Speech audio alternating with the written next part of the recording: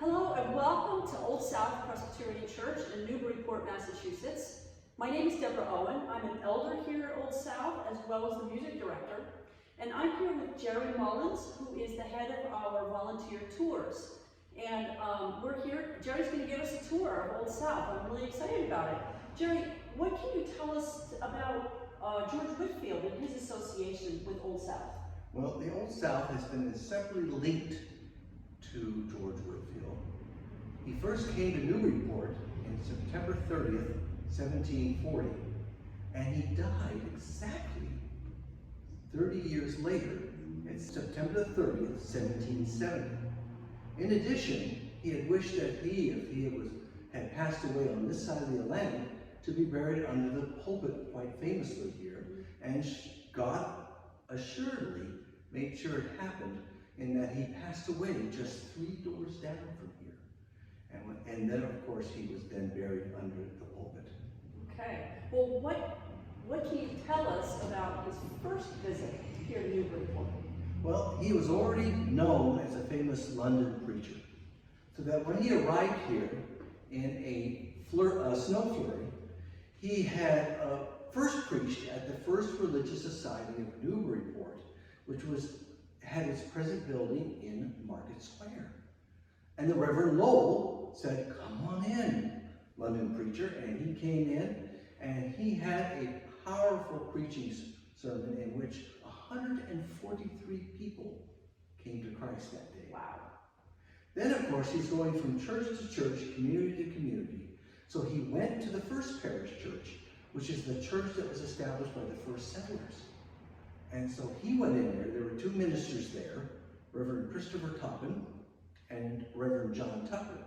And they said, "Come on in, preach to our congregation." And they went in, and 64 people came to Christ that day. Great. But then he, of course, went on to the next community. Well, this began to have quite a thing. There was these new baby Christians, and then we had these, what were called old lights, who didn't really believe in so much a personal relationship with Christ as in the action of good works, and that it would earn them to heaven, and that they would have an outwardly form of worship. So they immediately began to attack the new lights that had a personal relationship with Christ. And they called them enthusiastic, which meant that they were religious fanatics and they were emotionally unstable. And so there became such adversity in the community that the old lights ostracized the new lights and drove them out. The new lights went ahead and didn't know what to do, so they went ahead and met down at Joppa, which was this poor section of town, which was where tanning occurred, because you always needed seawater for tanning. And they met, believe it or not, in Simon the Tanner's house by the seaside. Just like Apostle Peter, when he saw the sheep come down with clean and unclean animals, that was where they were meeting, 35 families. But then more people became ostracized, and they outgrew Simon's house, and they went to Mr. Brown's barn. And then they eventually ended up in a chapel that was built by some of the members up on High Street. It was basically just a glorified log cabin, but at least they had something. And they brought in a new intern from Harvard, but they were pretty well disorganized, and they were, as Whitefield later mentioned, they were quite beleaguered in their assembly. But that was where, when Whitefield came back the next time, he tried to go back to those churches, and those churches' doors were closed. He had caused such chaos that those ministers would not allow them back inside.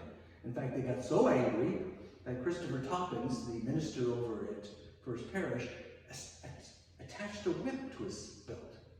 And whenever he encountered one of Whitefield's new lights, he would curb their enthusiasm. And so this was the kind of situation that Whitefield found himself in when he came in. He looked around, he couldn't find any church that would take him, so then he looked over and he found this log cabin. And that's when he encountered his spiritual children sitting there on High Street. So Jerry, tell us some more now about his visits to Newburyport after that first one. What happened? Well, he came back and he was thinking that perhaps he'd go and visit those churches again. And when he did, First Religious Society closed their doors. It caused quite a chaos and church split, and they didn't want him inside. Then, of course, he tried to go over to the First Settlers Church, the First Parish, and they wouldn't even let him on the property. And so he ended up looking around, he found out his spiritual children were now meeting in a log cabin and up on High Street, which is the main thoroughfare in Newburyport. So he went up there, and of course, whenever he preaches, he always would have a large crowd that would be gathered, curious people to listen to him. And so they couldn't fit in the log cabin, they were out there. So he was forced to go out and preach on High Street, out on the street. But of course, there had been a lot of animosity in town. So while he was preaching and raising his Bible up in his hand, it ended up that a rock came hurtling out and knocked his Bible out of his hand. So being quick with his wit, he picked it up and then he raised it up in his hand. He says, "I have a warrant from God to preach, and this seal is in my hand, and I stand in the King's Highway." Oh, wow, that's a great story. But, you know, we know that he was an Anglican pastor. So how did he get kind of mixed up with those Presbyterians? Well, after he had done preaching, he then met with the small congregation, and they asked him, they said, "Well, we've left all these churches. What kind of a church should we have?" And he said, and now remember, he's an Anglican minister. He says, "I want you to be a Presbyterian church to secure your liberties." And the reason why is because he was very, very much angry at the fact that the government and the church were one. And the government had control over the church. They controlled the prayer and they assigned the ministers. And of course, even today, the Anglican Church, the head of the church is the Queen of England. So he was quite angry at that. He wanted them to be free to do what God wanted them to do and not what was ordered by the monarch. So, Jerry, you were talking about liberties, and you were talking about the monarch. So how would a Presbyterian-style organization for church, how would that be helpful to them? All right, so we're at the front of the church now, and I'm thinking about it as I look out at the space, and I'm looking at all, and I see the solid contours of the building and how it's structured. How is a Presbyterian church like the Congress, or what does it have to do with democracy? Well, one of the things that Whitefield wanted to teach all the people was this idea of self-rule, and that God could lead them to do what was right instead of what was their own basic selfish self-interest. So when he went around and he was going from town to town and he was trying to teach them, he wanted to teach them through establishing a Presbyterian church. Now, a Presbyterian church is rather unique amongst the Protestants in that it has the pastor as the executive branch, and then it has a session, which is like a Congress, in which each representative will represent a sector of the congregation, and they will come together and they will legislate.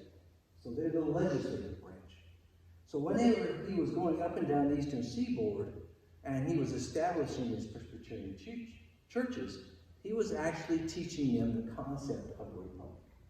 And so it began to be embedded in the American psyche. Of course, some of them would go ahead and become Baptists or Methodists, and he was always complaining about the fact that some of his chickens would be turning into ducks.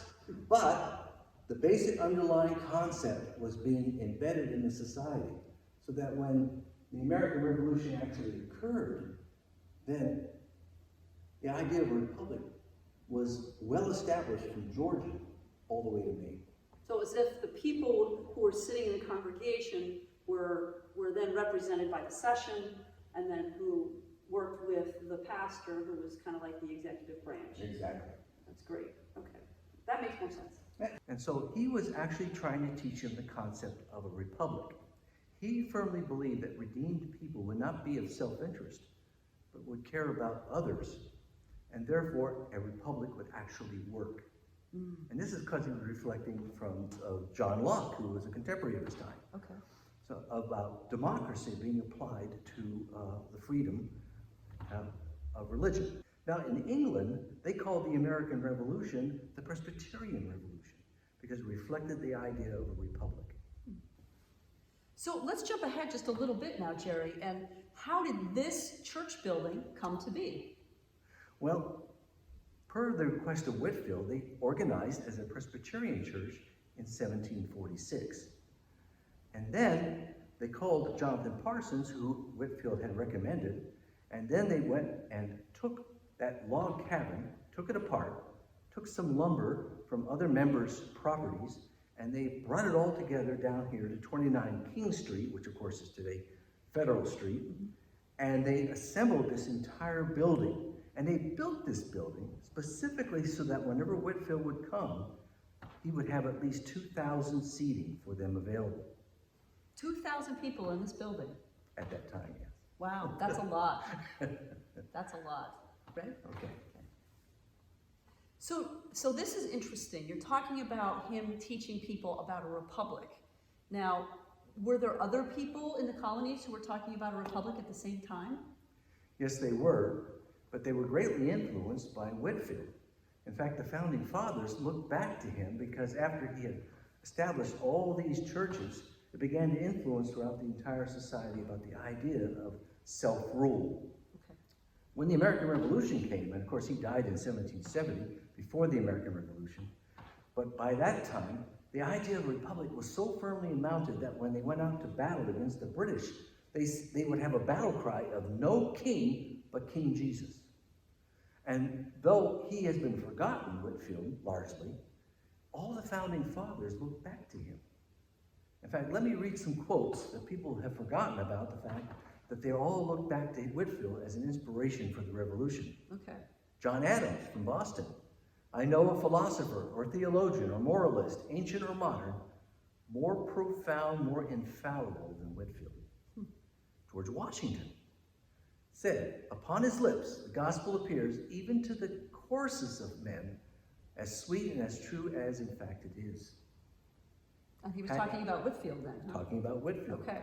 Patrick Henry commented, would that every bearer of God's glad tidings be as fit a vessel of grace as Mr. Whitefield. And of course, his very good friend, Benjamin Franklin, said, his integrity, disinterestedness,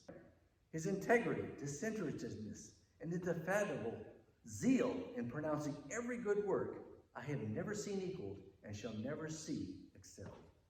Wow, that's quite some commendation for George Whitefield from those founding fathers. It certainly is. So Jerry, now we're in the front of the church, and I know that a lot of these pews have some really interesting stories. Can you tell us a little bit about a couple of them? Well, in particular, one right next to you happens to be a very significant.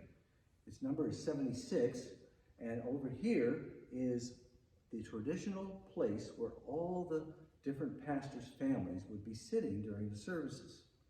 And it is actually got a cast iron Lord's Supper right on where the hymnals are placed, just to signify where it is.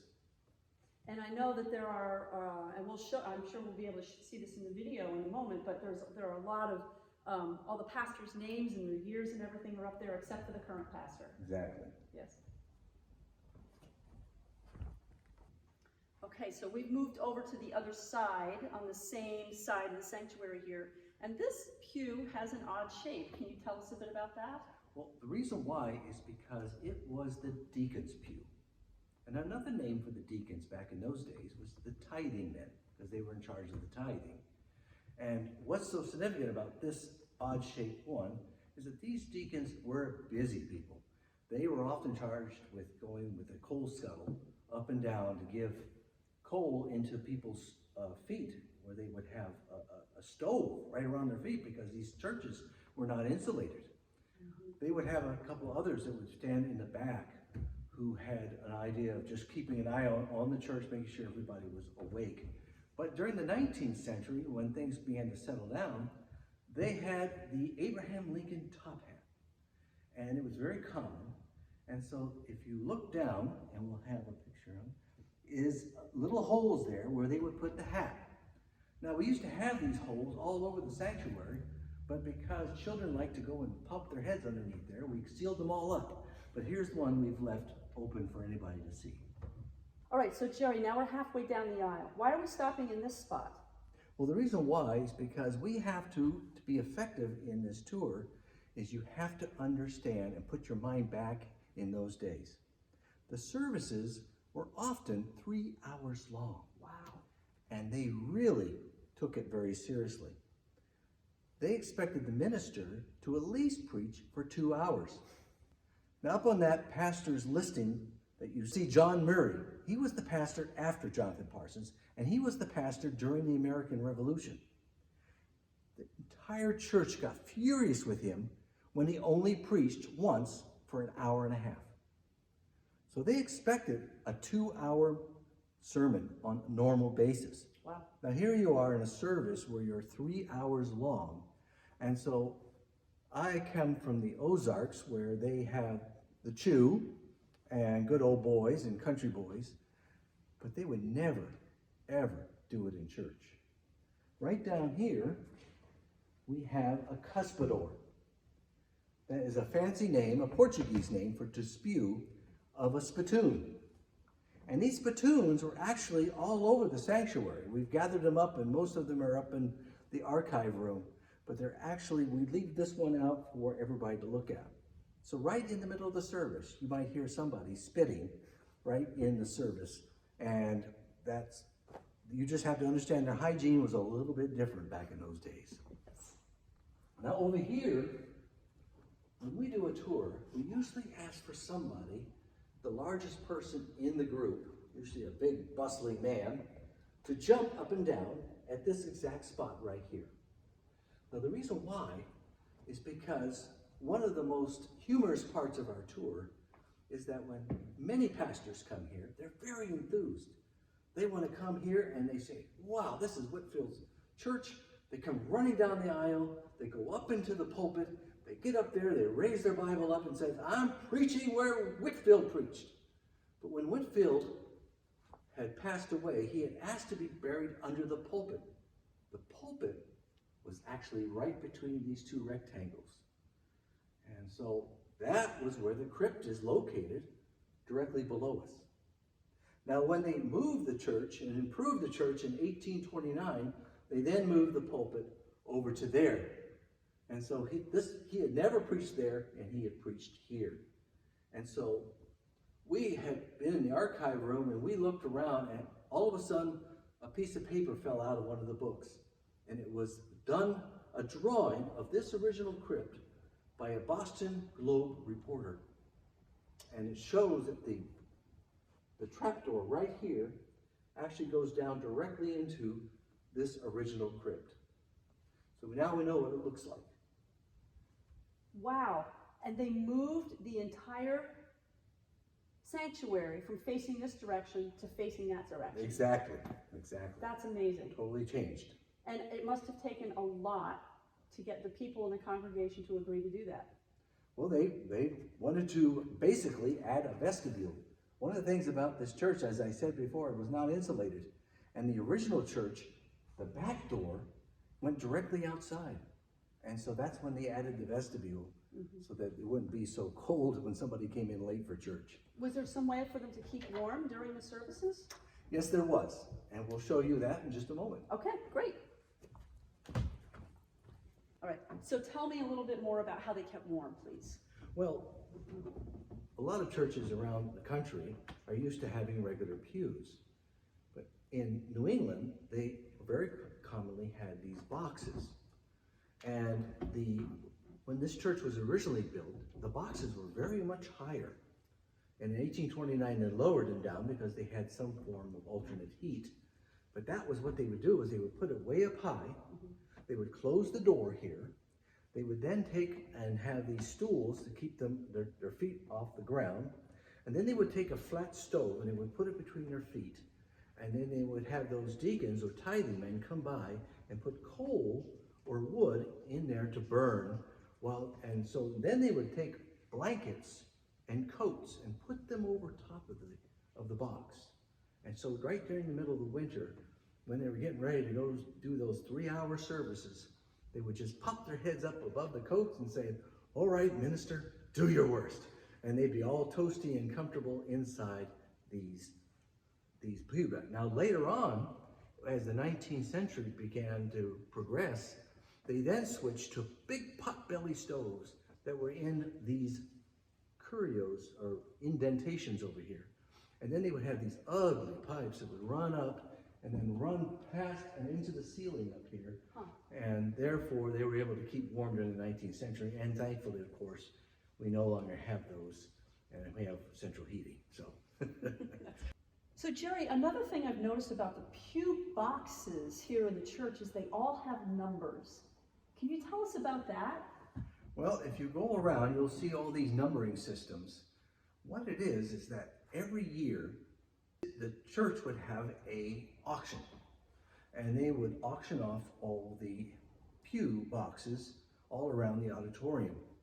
Now, of course, if you were very wealthy and you wanted to have the very finest, oftentimes they would fight for the central pew boxes here, and that would be the most prized and the most expensive.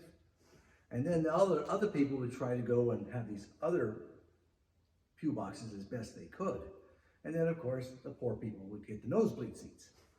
But it was also a fact that these people would have what was called a family pew. They would fight ferociously every year to make sure that that same pew was in their possession of their family. And so they would have some pretty ferocious auctions to make sure that they could get that same retained. And of course, this raised great funds to maintain the building, and they would do this every year. Now, we have many records of the past auctions that occurred, and so we know that some famous people particularly had their excellent pew. Now, way down at the front, in the front right, second row in, was the famous wheelwrights that were so prominent in South America with the railroads and the ports. The wheelwright family, that was where they possessed. Now, another person who was very famous, who was very prominent during the Civil War, was Caleb Cushing. He was the one who did the famous treaties between China and the United States, which are still honored, and the one with Japanese that is still honored. And so his family pew was right up here, up between these two lights, and up there, and they would have, he was in the row that was in the back. So we know this. And there was quite a few others, and we're still continuing to do some research to find out all the prominent people who were there. But it was a very important, significant event once every year, and they would have auction charts, and they would maintain them to make sure everybody had them. Okay, Jerry, you've brought me here to this old desk. What's the story? Well, this, believe it or not, is a portable pulpit. One of the things about Whitefield was that he would go into a town, have a great response, and then he would return perhaps 1 or 2 years later, and everybody in his church and all the ministers would have their doors locked, or the gates saying, "Get out of here, you've caused nothing but disruption." So oftentimes when he would go into a town, there wouldn't be anywhere for him to preach. So he would then be forced to go out into a field. And when he was up here in New England, when it first began to be a pattern, he asked Reverend Parsons for help, and he offered his drafting table. So many significant sermons that were done out here, when he couldn't find a pulpit rock or he couldn't find a church to preach in, he'd go out in the field and he would borrow this table to have some of his significant sermons. Well, he's not going to be in New England. He's going to go all from New England down to Georgia. And so he himself constructed a portable pulpit, a collapsible pulpit that he could put on his horse. So he could go from town to town, and then he could set it up, and then he'd stand over the crowd and they could hear him. And so, believe it or not, the American Museum down in Washington, D.C. actually has his original pulpit. And it's on display, and according to some visitors here, it's actually in the basement. If you go to the newest Museum of the Bible, they have a replica there, too, of the exact same portable pulpit. So, we are not going to go up into the steeple, but I do know that Old South is one of the churches that is fortunate enough to have a Paul Revere bell. Can you tell us a bit about that? Well, there's one thing about Newburyport, is that Newburyport has some bragging rights. They have 3 Paul Revere bells in town, while Boston only has 2. And when this church first got started, they brought in a bell from England. And Paul Revere had offered to them a discount if they would surrender that bell to them. And so they did. Now, one bell is over at St. Paul's, is cracked, and is in their vestibule. Another one is at the First Religious Society of Newburyport, but Old South is the oldest, at 1802. And it still rings true, believe it or not. After all these years, it is always outside. And I need to hear it. oh, okay. You ready? All right. Here we go. You want Okay, one? ready? Yep. All right. Oh my goodness. There it is. That's the oldest one in Newburyport. The Oldest Paul one. Revere bell.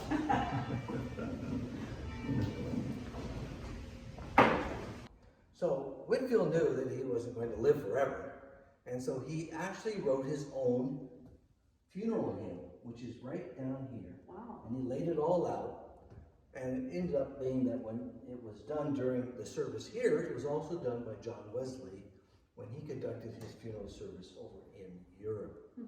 So that is the actual layout that he had. Wow. All right, Jerry. You're holding something pretty funny looking, but I think it has something to do with those 3-hour sermons, doesn't it? I believe so. Okay. What this is a tithing thing. And of course it's named after the tithing men, which is the other name for the deacons. And so 2 of them or more would be in the back of the congregation, and their job was to look around and make sure that nobody was nodding off. Well, they didn't do this to be mean. They meant it because everybody took their services very seriously. They wanted to make sure that if anybody fell asleep, that they would not miss out on the gospel message. And so they would look around, and if they saw some strapping fellow from the docks who was nodding off, they would then take a knob and they would rack him in the back of the neck to make sure he woke up. If it was a woman snoring away, they would then take their feather and they would tickle her nose to make sure she was awake. And so this was a very important job that they had. Now the reason why we've had to do a replica here is because the internet had this actual story that there was no such thing as tithing rods. And so we ended up having to take several of the original tithing rods, which are very fragile, and bring them down so that during the tour people could actually see them, because they are actually quite existent and they're not a fake. Now, believe it or not, as antiquated as this is, these tithing rods are still being used. We had several Marines come here from Camp Lejeune in North Carolina, and they said that the drill instructors still use these tithing rods to keep those recruits wide awake, except of course there's no feather. Jerry, I know this is such a historical building and the sanctuary has so many great stories behind it. What can you tell me, what else can you tell us about the sanctuary itself? Well, one of the most significant distinctions about this sanctuary is that people come from all over the world who have architectural backgrounds and even artistic backgrounds, and they come here and they will actually admire something that is supposed to be the greatest example on the Eastern Seaboard, and that is what's called trompe-l'oeil, which is French for fool the eye. Back in 1859, the minister there hired an Italian immigrant named Philip Guleppa and his brother Horace Guleppa, and they came in here from Malden, Mass, and they had established a fresco business. And they came in and they did what was called a false molding here, so that when you come in here, you can be totally fooled thinking that this wall that is a flat paint has got molding in it. And we have examples on the roof and on the side, on the right-hand side. And we unfortunately had some water damage here at the church. Thankfully, it has been fixed and the roof is secure, But because of that, we're going to have to redo it. And that's when we discovered some amazing things about this trompe-l'oeil, is that the experts say it's going to cost us about $175,000 to redo it, because you just can't slap paint on it. It's an elaborate process. And it's also, when they informed us how fine an example it was on the Eastern Seaboard. We actually, on one of our tours, encountered Mass Historic had brought somebody from Beijing to admire the trompe-l'oeil. When we were out in the back vestibule, they were standing at the door coming in to see it. So it's one of our objectives is to get repaired and looking fine, but it is the finest example on the Eastern Seaboard of trompe-l'oeil. It is really very authentic looking when you look at it. The front of the room and the walls and the ceiling, they all look deep. A lot of visitors come in here.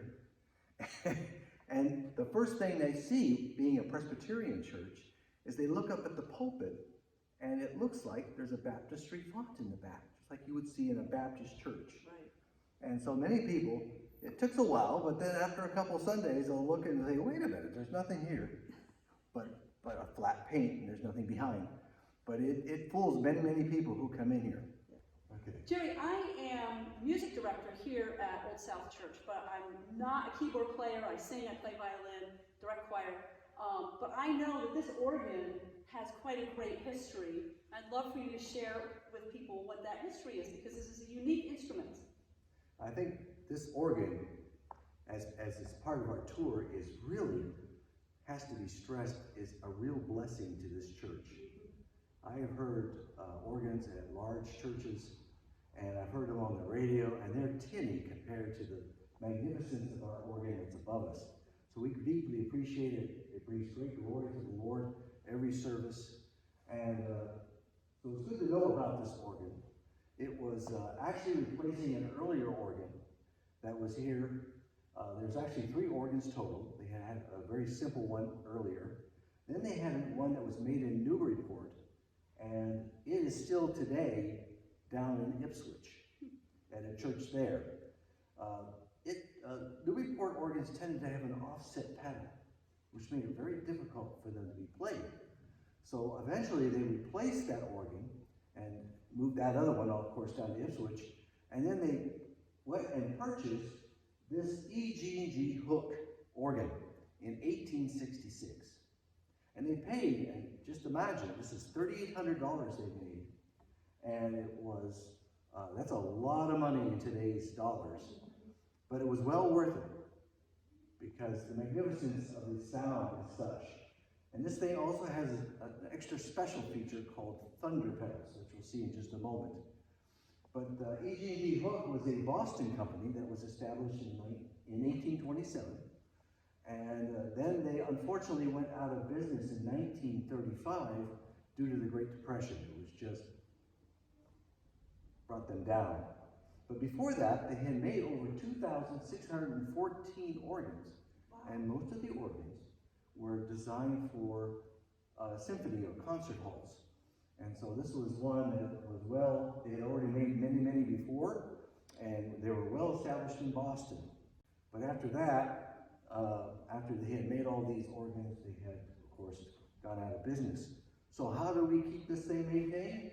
Well, we have an Andover organ company that is now maintaining it and keeping it in perfect condition, which we greatly appreciate them still being around and able to do a quality job when it comes to tuning this organ. And it's quite unusual. A lot of churches have electric organs, and this is the old tracker organ. And we do turn it on with an electrical switch, but in the old days they didn't do that, you know, they had to pump, and so it's got a different kind of action than a lot of organists are necessarily used to. Even until the mid-20th century, they actually would hire young boys, about 8, 9, 10 years old, to go in here for 50 cents a service, and they would go in there and they would jump up and down these baffles just to produce the air for these organs. Of course, it is electric, right. But we can still see those old pipes are still up there that they had to do. The old baffles are still in place. Yeah, it's a wonderful instrument. It is. Yeah. Okay, excellent. Stop that. Then we'll go upstairs. Okay. Again, like I said, I am not a keyboard player at all, but this organ is a fabulous instrument. I wanted you to be able to see the keys, that has the 2 registers, and if Jerry can put the camera down to my foot, again, I'm not wearing organ shoes. You should wear organ shoes. These 2 pedals right here are thunder pedals. See if you can feel it in the video. Oh my.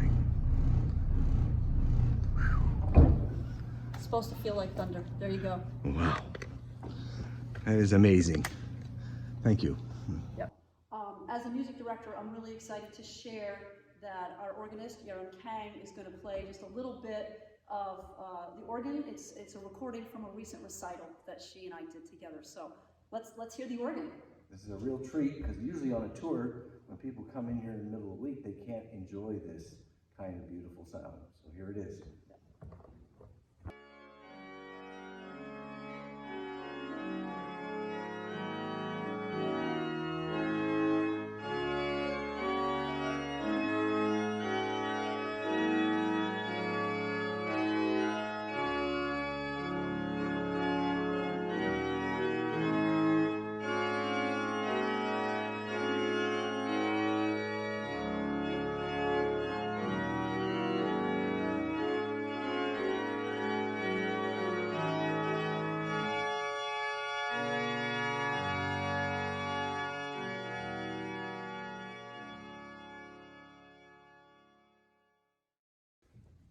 So now we're back in the front of the sanctuary, and there's this thing here, this very large thing. It looks like it's a memorial. Can you tell me about what this is? Well, when they remodeled the church in 1829, 3 doors down from here lived the wealthiest man in Newburyport. His name was William Bartlett. Now, he was no slacker when it came to spiritual things. He was the co-founder of the American Tract Society. He was also on the mission board that first sent out missionaries from America. I mean, this was a serious man who actually had been responsible for co-founding the Andover Theological Seminary over near Lowell. And so he had one of the professors write this up. And since he had 100 ships out on the sea, he was down in Philadelphia and he saw a wonderful design by William Strickland. And so he said, oh, I've got to do this. Well, being the richest man in Newburyport, it couldn't just be Italian marble. This is Egyptian marble. Now, he had the professor give a memorial and a tribute that gives a snapshot of George Whitefield. But one thing is very significant, and it's right here. It says he had preached more than 18,000 sermons. 18,000. 18,000. How do they know that he preached that many? Well, what happened was, we here at Old South had a visitation from the BBC. A gentleman who was retired from the St. Mary de Crypt Church, which is where Whitefield went to in England, decided to come and follow the path of Whitefield on the American side and on the European side. And while they were going along, they ended up in Philadelphia. And a secular park ranger told them that if it wasn't for Whitefield, we would never have heard of Benjamin Franklin. He would not have been a scientist. He would not have been a diplomat. He would not have signed our important government documents. He would not have been any of this. So how did it happen? Well, Benjamin Franklin had left Boston and went to Philadelphia. And he opened up a newspaper and a printing press. Right. But the competition was too hard. And so he's about ready to go out of business. Then one fateful day, he put one of Whitefield's sermons in his newspaper. All of a sudden, every edition was sold out. He did it again. He put another sermon in. All his newspapers were sold out. So he had made a friendship with Whitefield previously when he had first come to America. So he said, oh, this is going to be great. So he comes to Whitefield and he says, listen, instead of going and preaching to a church, put the notes in your Bible and going on to the next church, why don't you take those sermons and send it to me every time you preach? Now, he's thinking this. Right. Whitefield's thinking as a social media pioneer, wow, I can send the gospel all over the colonies. Right. And so he agreed. So he ended up that he had a massive collection of Whitefield's original sermons. In fact, he compiled a bestseller of Whitfield's sermons, which was sold out and made Benjamin Franklin very wealthy. Whitefield was able to expand his gospel message across the entire colonies, and a recent historian said that people either heard him, saw him, or read him. 80% of the population. That's significant. That's a lot of people. That's quite an influence. Yeah. So we've seen the cenotaph, and we've seen so many different places here in this room. And I know that at one point it was facing the whole sanctuary is facing in a different direction.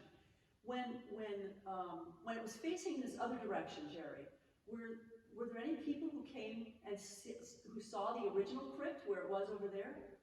Actually, they did. When he died in 1770, of course, they placed him in this original crypt right over here between those two rectangles. And at that time, America's greatest general, and of course he was great because he actually won wars. He won the Battle of Saratoga and Ticonderoga, came to Newburyport because he was going to attack Canada. And he brought 4,000 soldiers with him that were encamped from way over in Newbury all the way into Newburyport at that time. And so obviously, because Whitefield was an inspiration for the Revolution, the officers gathered together and contacted the sexton for coming to do honor to him, since he was buried here under the pulpit. So the sexton agreed. They went over to that trap door that was right over there that we saw earlier, and they all went down the rickety ladder and entered into the crypt, and they gathered around. And that great general was Benedict Arnold. This was, of course, before he betrayed the country. But he was going to attack Canada, and so he had quite a few soldiers there together. And so they came together and they went around the coffin, and they were doing honor to Whitefield. And Benedict Arnold actually asked that the coffin lid be lifted so they could see George Whitefield inside. So they did, believe it or not. And he did, opened it up. And of course, by that time, several years had gone by, and there was just his wig, his robe, and his skeleton. So they looked inside. A little Halloweenish, huh? A little Halloweenish. And then the first lieutenant of Benedict Arnold reached into his pocket, pulled out a penknife, and then he reached in and he cut a piece of the robe, and he took it and he stuck it in his pocket for a good luck charm for the battle. Well, the other officer said, well, if he can do it, we can do it. So according to the historical record, they all went in and got pieces of his robe and stuck it in for a good luck charm. Unfortunately, they had, the battle was a disaster, and of course Canada is not part of the United States, and they were defeated. But it did start a trend. Now, who was that first lieutenant? Well, the first lieutenant was Aaron Burr. His father was a good friend of George Whitefield, and Aaron Burr himself had actually heard several times George Whitefield preaching. And he went ahead and went in there, and of course we know his legacy afterward. But it did start a trend, and people began to start taking things from his coffin. So now we're in the little park or the yard kind of across the street from the church. And Jerry, can you tell us what was Whitefield's influence on the town? Well, after 30 years of ministry, Whitefield no longer was being accosted. He was then now the most famous celebrity in the Americas. Whenever you would come from town to town, he would just be like having like the president or some really famous person coming in, and they would just come out of their houses, had to go see him. So he happened to be September 29th, 1770, after his 30 years of ministry in the Americas on his missionary journey, he came and he was going to meet Reverend Parsons in Exeter, New Hampshire. And when he went there, all that he wanted to do was just meet with the pastor, go in and do an inn, have a little lunch, and then go back out, get on the horses, and ride the 15 miles to Newburyport so that he could preach the very next day. Now, in the meantime, while he was heading down to Exeter, he got very, very ill. He began to get very bloated. Some people suspected he was having the early signs of heart congestion. So he was quite miserable when he got to Exeter. And so he went into the inn, and he just wanted to be in there, get in and get out. And then all of a sudden, the word spread that he was in town. All of a sudden, a great crowd began to assemble outside the inn and said, "Preach, we want to hear you preach, preach." And then he at first he was not feeling very well, but then he couldn't resist. So he went outside and he got on top of a hogshead. That is a man-sized barrel. And so he got on top of it, and though he was very, very ill, he ended up preaching for just about 2 hours. Wow. We know what he preached on. And so when he was finally finished, the crowd dispersed, they got on a horse, and they came and rode to Newburyport. Now that, toward the late afternoon, he got down to the Merrimack River. They had great difficulty getting him onto the ferry boat. And then when they got on the other side, great difficulty. He was getting ill, much more ill. And by the time he finally arrived at 5 o'clock here at the parsonage, that manse, the Presbyterians call a parsonage a manse, directly behind us in that yellow house. And so when he arrived here at 5 o'clock, his plan was just to go in, have supper, and then he would take his Bible and his candle. He would go up to the second floor, have a little Bible study, and he would then go to bed so that he could preach the very next day at the Old South. Now, it just happened to be that as he got into town, again, word spread like lightning that he was out here. So in this whole school street, a huge crowd began to gather, doing the exact same thing as they did in Exeter. "We want you to preach! We want you to preach!" And at first, he was now getting very ill. He decided he was going to go up the stairs and just go to bed. So he grabbed his candlestick and his Bible. He was about halfway up the stairs, and then he changed his mind. And so he turned around and he preached from the stairs. Now, if anybody looks at this house, you can see that if anybody preached from the stairs, they would be preaching to a wall. Well, this is a Georgian mansion.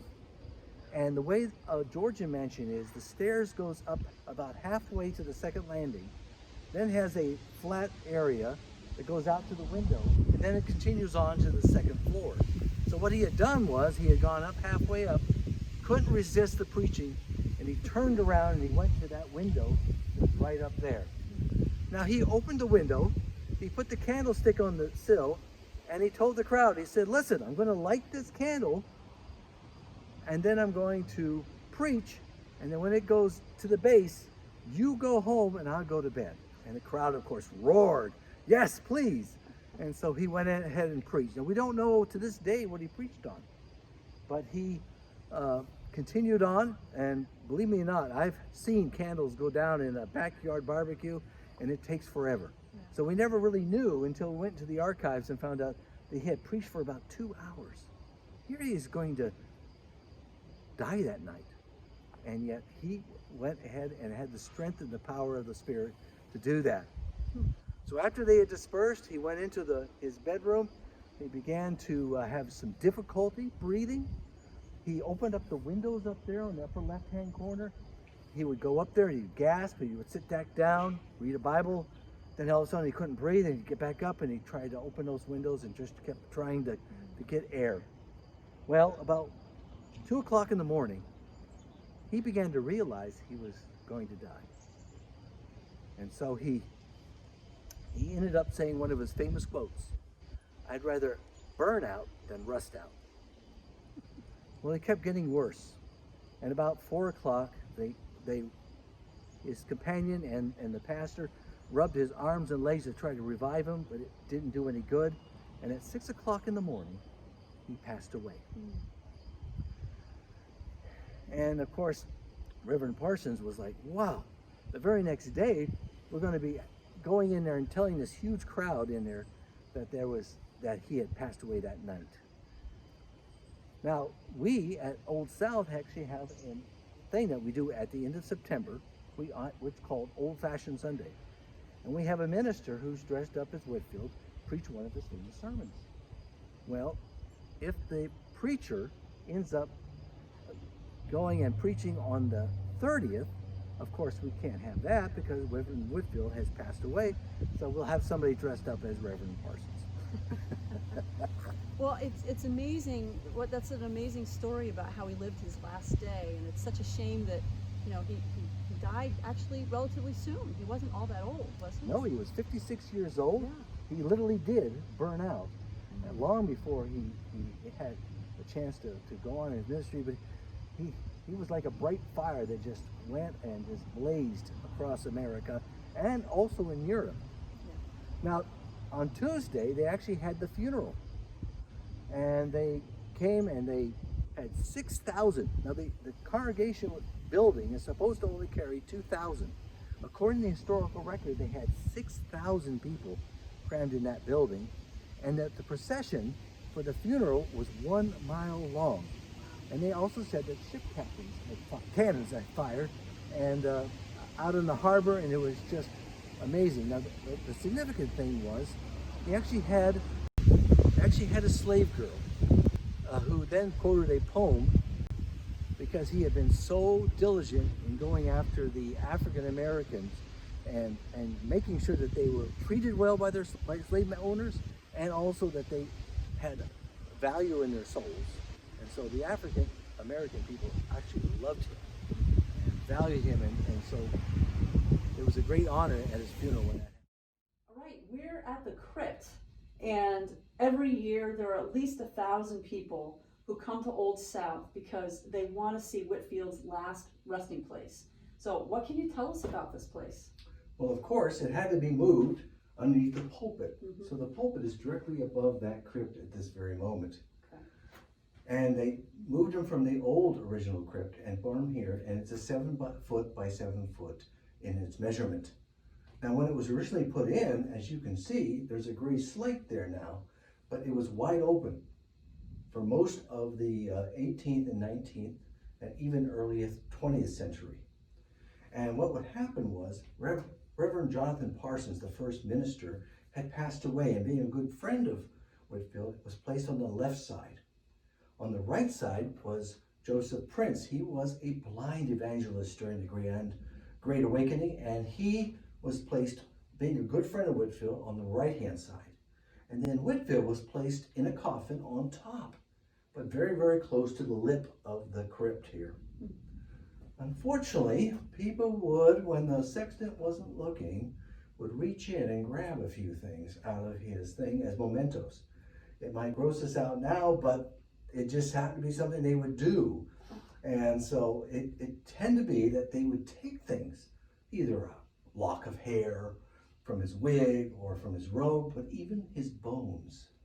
I think the worst case was a Mr. Bolton, was over in London. He was a proud follower of Whitefield, and he had a friend of his who was going to go over to Boston. He says, great, why don't you come and go up to Newburyport and get something from Whitefield? Well, what he meant was, in our archives are personal letters and sermons written by Whitefield himself in his own hand. Well, 3 months later, Mr. Bolton finds his little brown box in front of him, and he comes in the mail, and he goes, what is this? He opens it up. It's the forearm of Whitefield. Oh, no. He had actually grabbed it. Well, Mr. Bolton was so embarrassed. He wired back to the church that he was going to return it immediately. Well, when it got back here, 2,000 people came down to the docks and grabbed that little arm and marched it up and down the streets of Newburyport and finally brought it back and returned it to Whitefield. But that wasn't the only one case. There were many other cases where things were missing. Well, in 1930, the city of Newburyport finally had enough. And they said, the Board of Health says, you've got to seal this up. And so they gave the Old South 2 years to let everybody know to please bring back everything back. And so they did. They sent out the notification. They would get in the mail a little package, and there'd be a piece of his wig. And then there would be a finger bone, or there would be something from his robe. For some reason, Yale University had his whole left rib cage. Nobody knows how that happened. Oh my goodness. So after a while, everything was brought back together, and in 1932, this gray slate was placed there, and he was sealed inside. Now, if you look over here, you'll see that there's a skull. That is a cast of Whitefield's skull. Back in the 19th century, there was a pseudo-scientific discipline called phrenology. It was a sort of a racist type of a concept that a particular shape of skull was superior to others, but also that the skull shape could dictate your personality. And so they thought, perhaps, if they had a copy of his skull, they could figure out why he was so loud. Whitefield was very famous for being very loud. There was a case in Connecticut where a farmer was out in the field, and all of a sudden he heard the voice of God. It was Whitefield, 10 miles away, who was preaching, and his sermon had gone all up there, his voice, and bounced off a mountain and came down to the farmer. Wow. So they wanted to know what it was, but perhaps it was the shape of his skull or his jaw. So the Old South made 2 copies. One we got to keep, and the other one we got and sent off to London. And of course they came back with this weird thing that it was jaw and the position, but we don't know. Now below there, on there, was a cast of the Geneva Bible. Now Whitefield was really much against the government being involved with the church, and he actually lived it. He would not preach from the King James Bible unless he had to. And so his own Bible was the Geneva Bible that had been translated over in Switzerland. And that's what he used to preach from. And so when he passed away here, just a few doors down from here, the church ended up with his Geneva Bible. And that is a cast of it. Now here, you'll see his epitaph. Now, Whitefield was a very controversial fellow in his beginning ministries. And so he would go into a town and he would raise funds for his orphanage in Georgia. And then he would leave and somebody would accuse him of taking all that money and building a mansion or a golden carriage. And of course, he always rode by horseback and never used a carriage. And so he was very simple, he was tough, but he wouldn't do that. And so that also, other cases where he would go into town, he would leave, and somebody would say, that man ran off with my wife. And so they were a constant slander. Constant. And of course, all the ministers who were upset of the fact that he caused chaos in the church would then make many, many accusations against him. So instead of having a long defense of himself, he wrote the very simple, I am content to wait till the day of judgment for the clearing of my character. And after I am dead, I desire no other epitaph than this. Here lies G.W. What kind of man he was, the great day will discover.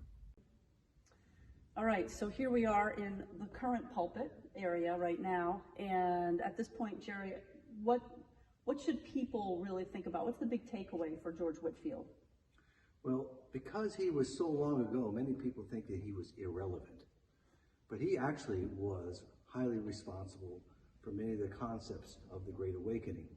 And historians have very much established that it was the Great Awakening that prepared the American people for the American Revolution. Mm-hmm. And we think of this as being something that has a long ago effect, but it's actually very contemporary. Back in 2019, Canada and Australia took a major vote. They wanted to no longer be subjects to the king. They wanted to become citizens like the United States. Now, both votes were defeated, I think, because the Queen is a sweetheart. But when she passes away, you're going to see a major movement of people moving away from this idea of some divine rule of kings and go back to the thing. And people need to understand that when the American Revolution occurred, there hadn't been a republic since before Christ that was successful at all. And so this is how much influence he had in making sure that our republic was one of beneficial to the community and not of self-interest, and one that was under God, which we take in value because all our rights are based on being given from God. So his influence was very much impactful and is still continuing to be impactful in our country. All right. Well, thank you so much for this tour. This was great, Jerry. All right. Thank you.